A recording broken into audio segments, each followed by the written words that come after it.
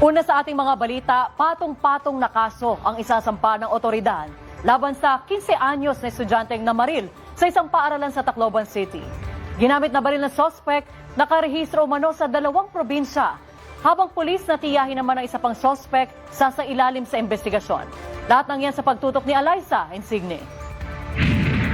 Haharap sa patong-patong na kaso ang 15-year-old na sangkot sa pamamaril sa San Jose National High School sa Tacloban noong June 22. Ayon sa Philippine National Police, 3 counts ng murder, 3 counts ng frustrated murder at several physical injuries sa kahaharapin ng suspect. Nakikipag-ugnayan na rin ang CIDG sa Department of Social Welfare and Development para malaman kung saan dadalhin ng 2 minor de edad na suspect.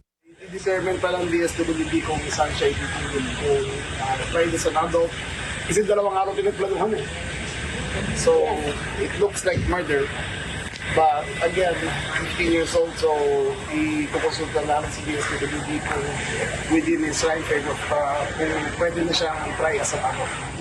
Samantala, lumabas sa investigasyon ng PNP na rehistrado sa 2 probinsya ang revolver na ginamit ng 15-year-old na suspect. Base sa unang nakalap na impormasyon, rehistrado sa isang security agency sa Cebu ang baril, kung saan dating security guard ang kanyang lolo. Pero base sa sumunod na investigasyon, na-trace ng PNP na rehistrado rin ito sa Bohol.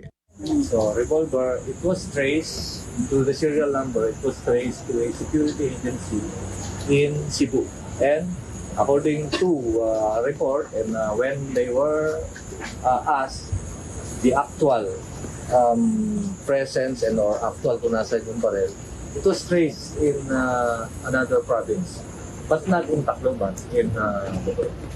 Isa sa ilalim naman sa summary hearings at proceedings, ang pulis na tiyahin ng 14-year-old na isa pang sangkot matapos malamang baril nito ang ginamit sa insidente. But those firearms are, nalaman natin na may-ari ay na government official, particularly this officer, and he is now being subjected to summary hearing proceedings.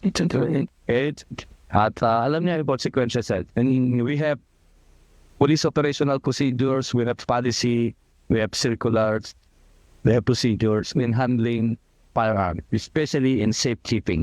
Kaugnay nito, mas paiigtingin pa ng PNP ang seguridad at police visibility sa mga paaralan para maiwasan ang kaparehong insidente. Ayon kay PNP Chief Nartates, mahalaga ang koordinasyon ng pulisya sa mga paaralan, LGU, DSWD at mga komunidad.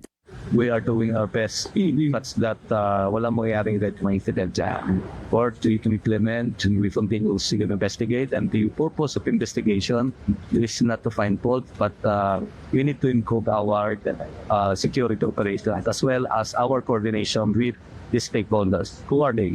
The LGU, the local officials, BTS na pagbibigan, as well as our schools, at lalong-lalo close supervision.